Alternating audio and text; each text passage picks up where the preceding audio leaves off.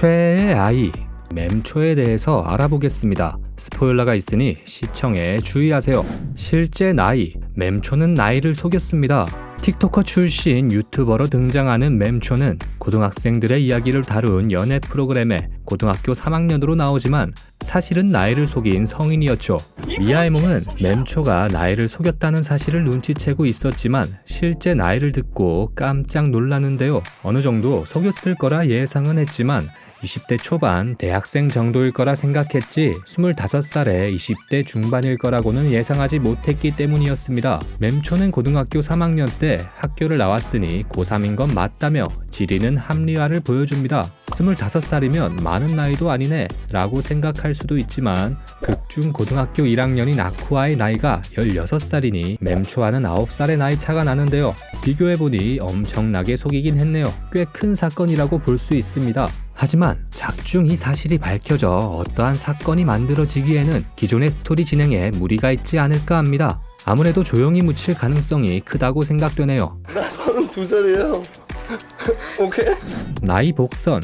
맴초의 나이에 대한 복선과 암시는 작품 전반에 걸쳐 많이 등장하고 있습니다. 23화에서 다른 캐릭터들은 명확하게 나이가 적혀 있지만 맴초만 나이 뒤에 물음표가 붙은 채 표기되어 있습니다. 또한 호스트와 연애하는 느낌이라는 발언 또한 고등학생이 말하기에는 적절하지 않은 표현입니다. 이러한 정황으로 맴초가 나이를 속였다고 예상한 독자들도 많이 있었습니다. 하지만 기껏해야 20대 초반일 줄 알았지 20대 중반인 25살이라고는 상상하지도 못했죠. 스미유키의 하차 소동이 있었을 때도 거짓말이 아니라 과장이라는 대사를 통해 거짓말은 아니지만 크게 과장되어 나이를 속이고 있다는 것에 대한 복선이라고 생각됩니다. 또한 외모에서도 그림 작가가 나이를 신경 써서 그렸는지 동안이지만 확실히 다른 캐릭터들에 비해서 성숙해 보이는 느낌이 있기도 합니다. 엑스트라 캐릭터 최애의 아이에서 스토리를 맡은 작가 아카사카 아카에 따르면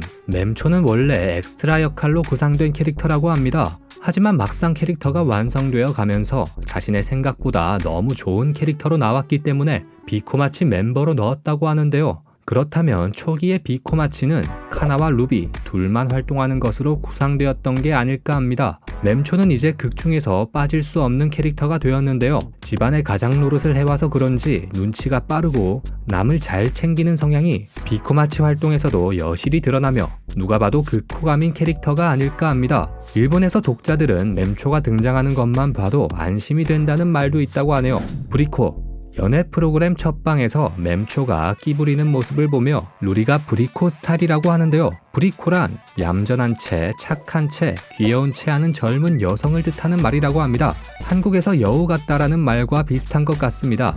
외모 맴초의 외모는 25살의 나이에 비하면 동안이지만 전체적인 이미지가 다른 캐릭터들에 비해 성숙한 느낌이 들기도 합니다. 맴초의 가장 인상적인 특징은 고양이 같은 입과 머리의 뿔 모양 장식인데요. 이 머리 장식은 다른 캐릭터들과 구별되고 독특한 캐릭터로 만들어주면서 맴초를 상징하는 장식이기도 합니다.